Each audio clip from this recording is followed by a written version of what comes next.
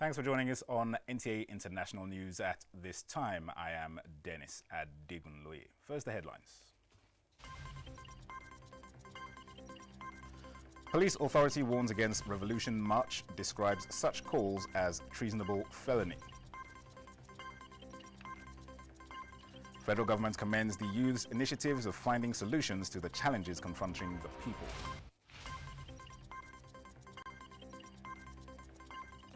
Efforts at strengthening border security underway as Army trains customs personnel on leather weapons handling. And Nigerian government reaffirms its commitment to ensuring transparency in the execution of World Bank Agriculture Project.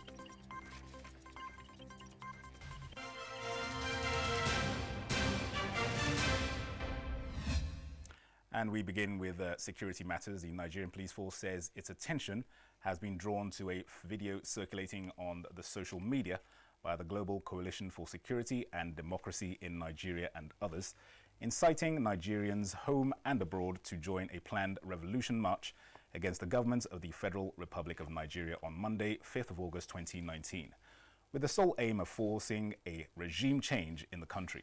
In a statement, at the instance of the force public relations officer, Frank Mba, police authority states unequivocally that the call amounts to treasonable felony and acts of terrorism and will therefore not stand idly by and watch any individual or group in the society causing anarchy in the land.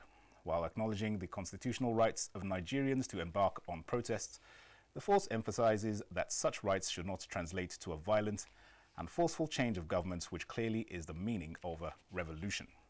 The force points out that Nigeria, as a democratic republic, has constitutionally well-defined processes for change of government being exercised periodically during various cycles of elections. The force therefore warns the organizers, sponsors, allies, supporters, associates, and sympathizers of the group Global Coalition for Security and Democracy in Nigeria to, in their own interest, steer clear of any such planned protest, demonstration, acts of incitement, and proposed revolution, as the full wrath of the law will be brought to bear on any individual or group that engages the planned criminal act. And all the 5 persons kidnapped in J3 area of Owerri in Ogun State, southwest Nigeria, have been rescued unhurt. A statement signed by the State Police Public Relations Officer Abimbola Oyeyemi indicates that the kidnapped persons regained their freedom this Saturday.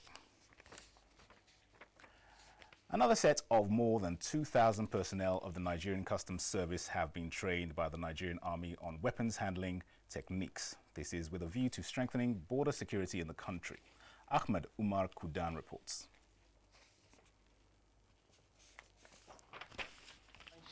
Safety precautions and weapon mechanism is to acquaint custom personnel with the necessary skills to enable them handle and operate small arms and light weapons effectively while discharging their duties of policing the nation's borders.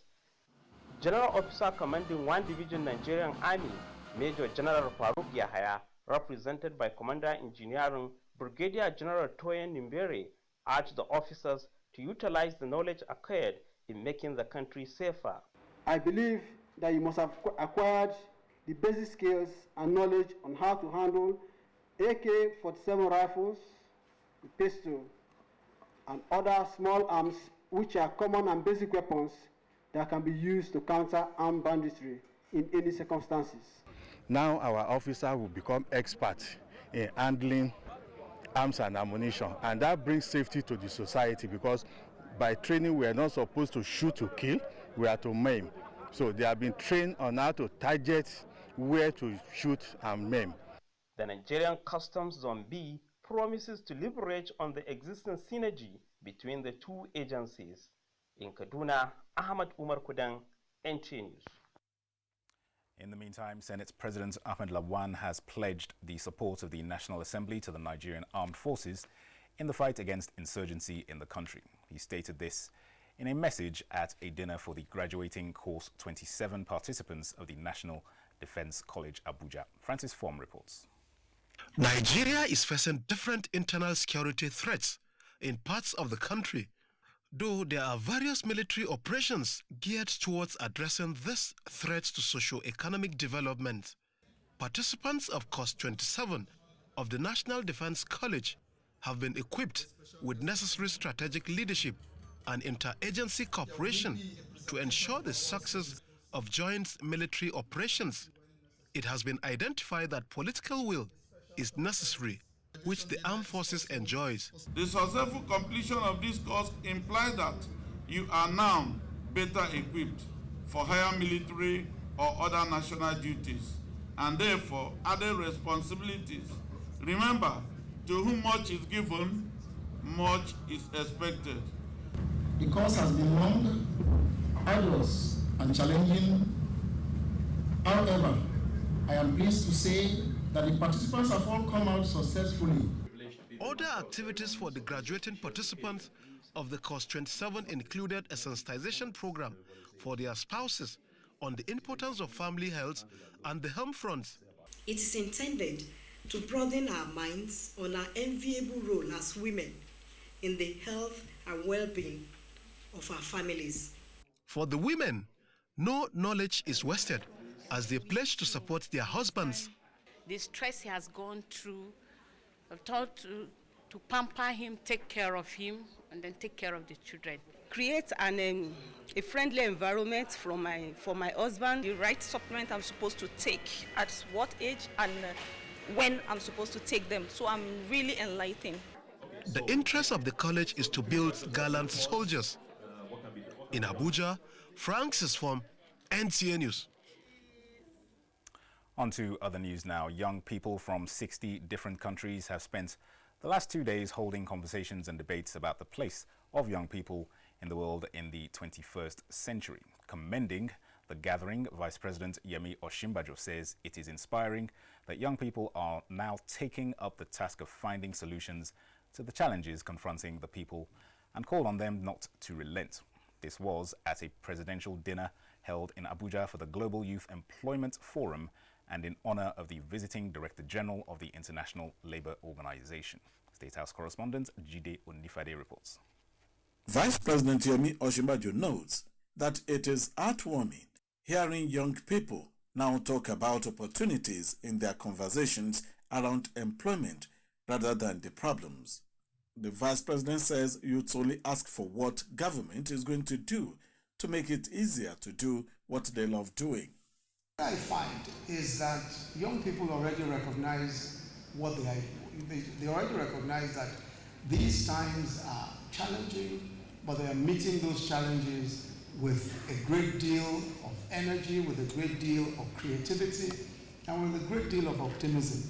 And that we're seeing practically everywhere. And I'm glad to see that many of you young people here also have that same positive outlook, and you're looking at the future with a great deal of confidence. The environment, as Vice President Osinbajo explains, is dynamic, and that people too need to move along with it. Things are changing so quickly that even a lot of our policies are getting outdated, and we need to move along with some of the changes that we're seeing, especially some of the disruptive ideas that we're seeing all across the country.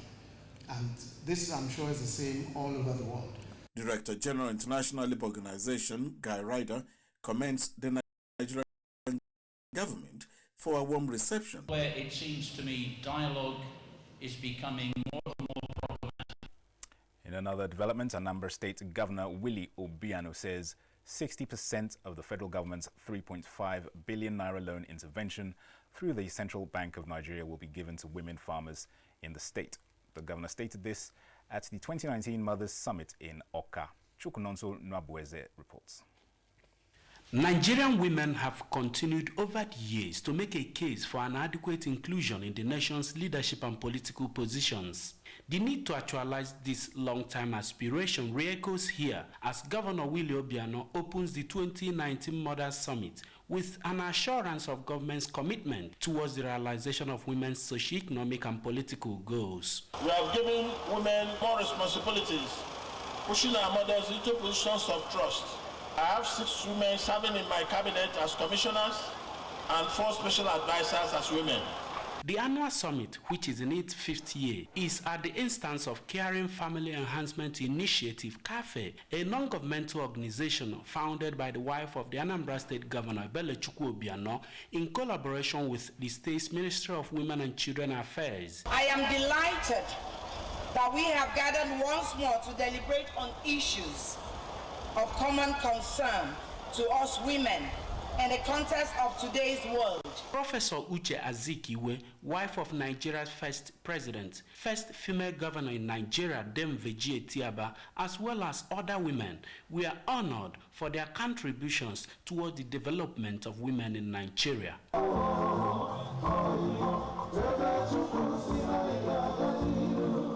With the theme, Promoting Gender Balance and Social Values, this year's summit is expected to, among other things, re-energize women's interest in community development as well as set the agenda for the 2019 annual August meetings in the various communities across Anambra State. From the Alex Ekwueme Square in Oka, I am Chukunonso Nwabueze, NTN News.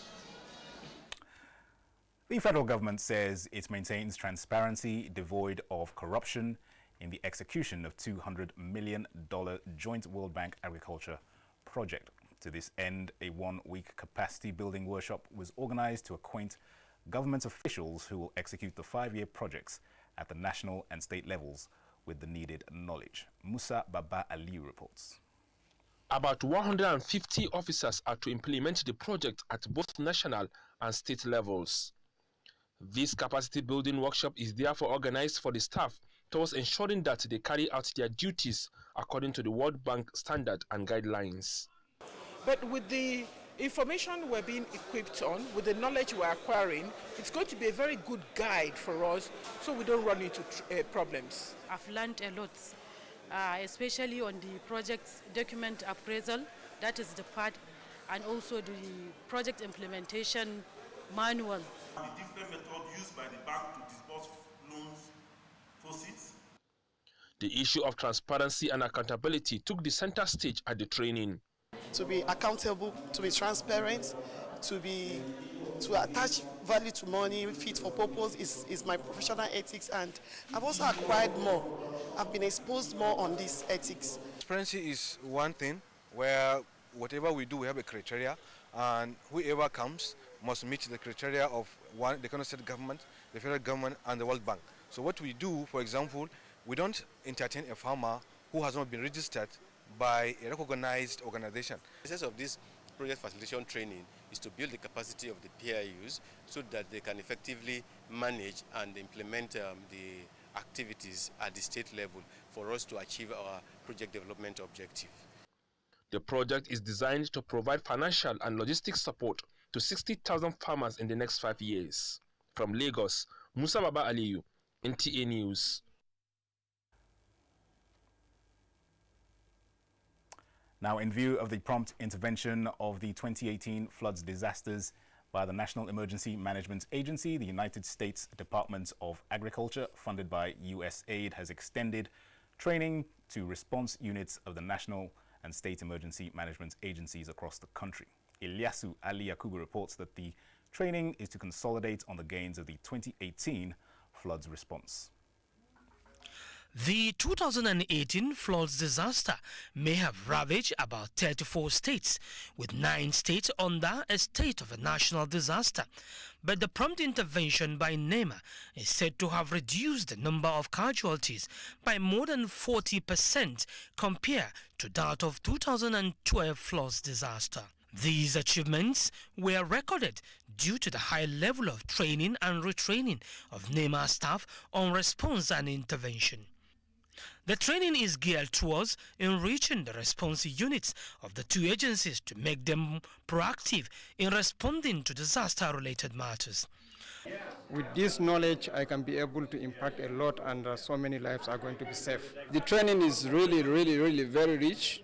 It goes a long way to put us in shape in how we realize the goals of the agencies. Director General, National Emergency Management Agency, Mustafa Mehadja, expressed gratitude to the United States of America and promised to make the 2019 flood intervention more proactive. We have really benefited from this training in 2018 flood. We didn't envisage we will have such kind devastating flood situation, but the moment it happened, it came to the thought of the management to deploy those trained, and they perform wonderfully on site. It's a baseline or foundation training, teaching students the principles and the basic organization of the incident command system and how it works on disasters. A simulation exercise on the intervention was displayed in readiness for any eventuality. In Abuja, Ilyasu Aliyakubu, NTA News. You are watching the news on NTA International, reaching you from Abuja, Nigeria. The news continues in just a moment after this break. Stay with us.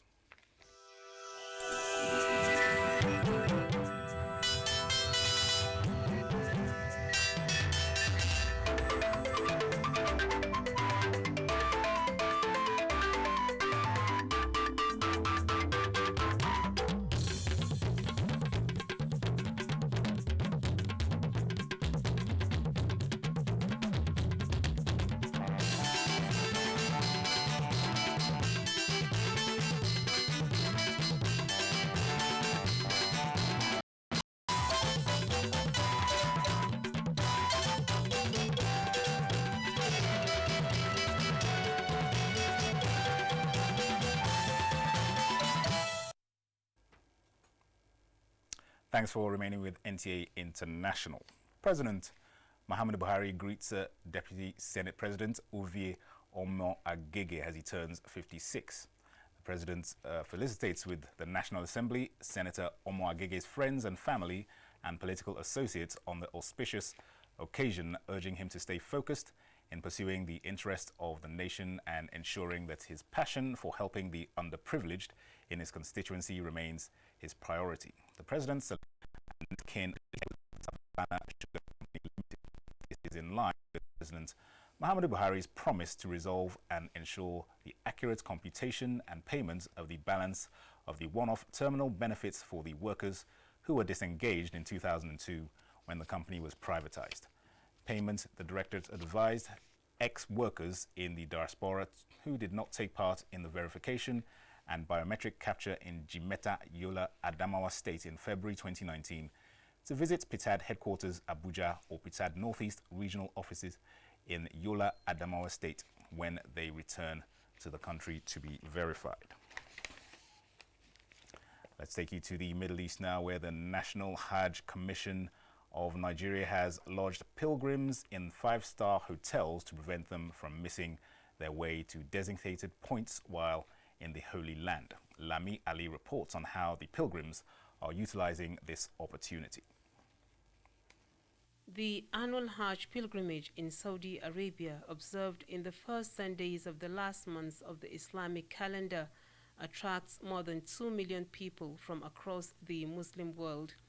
Aside the Hajj rites, each pilgrim is determined to observe as many of the 5 daily prayers in a congregation as the 2 holy mosques in view of the blessings derived. It was in recognition of this that the National Hajj Commission of Nigeria secured accommodation for pilgrims in hotels located near the mosque. 16 5-star hotels in Markazia with a capacity of 15,093 bed spaces. 1, road traffic accidents. That has caused a lot of problem to Nigerians in those days. That's about 4 years ago.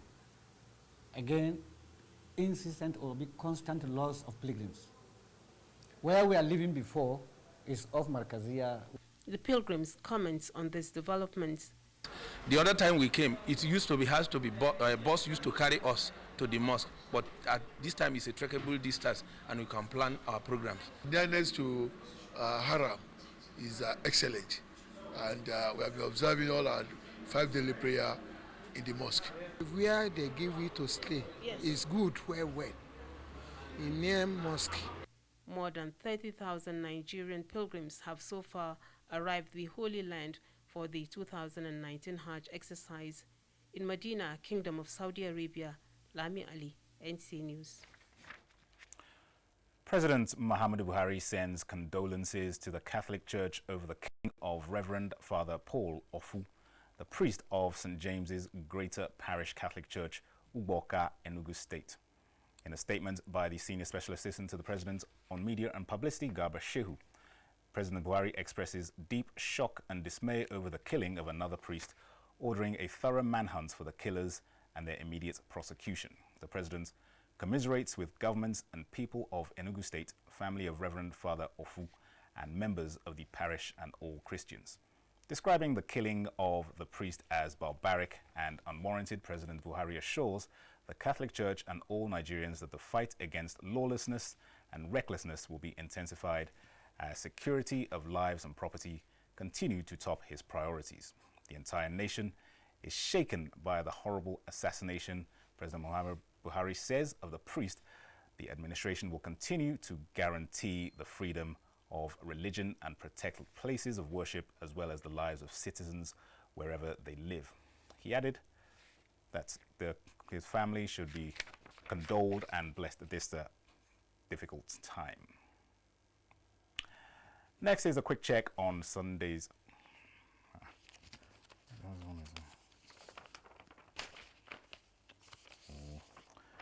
All right, next up is the Week in Review with Ilyasu Ali Yakub.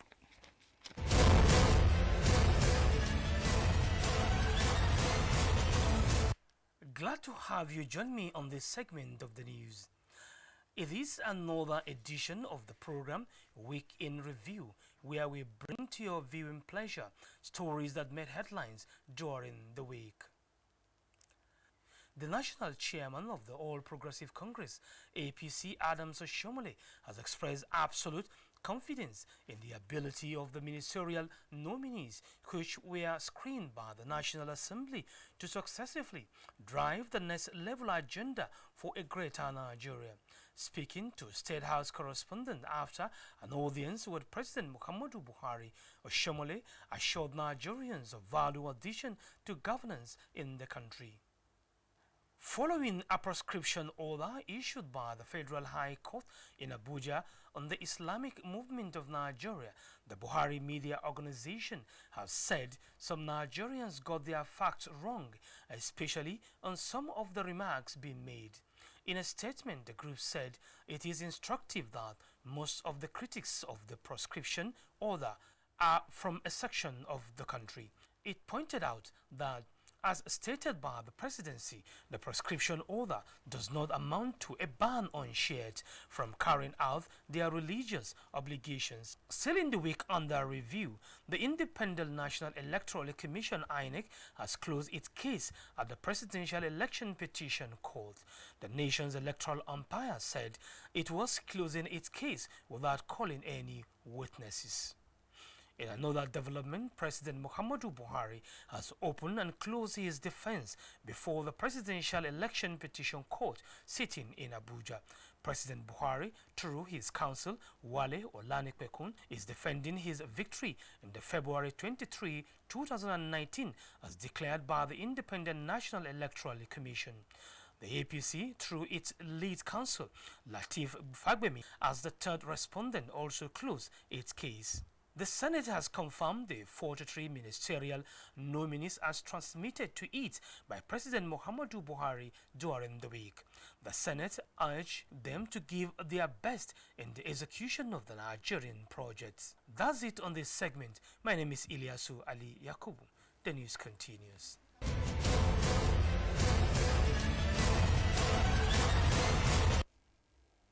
All right, thank you, Ilyasu. Now for stories from the foreign scene, Musa Baba Aliu is our guide. The African Union says the Sudanese military rulers and the main opposition coalition reached an agreement, thereby paving the way for a new transitional government. The agreement, which outlines the shape of the transitional government, was brokered by the African Union and neighboring Ethiopia in talks that were sometimes suspended because of street violence in Khartoum and other cities.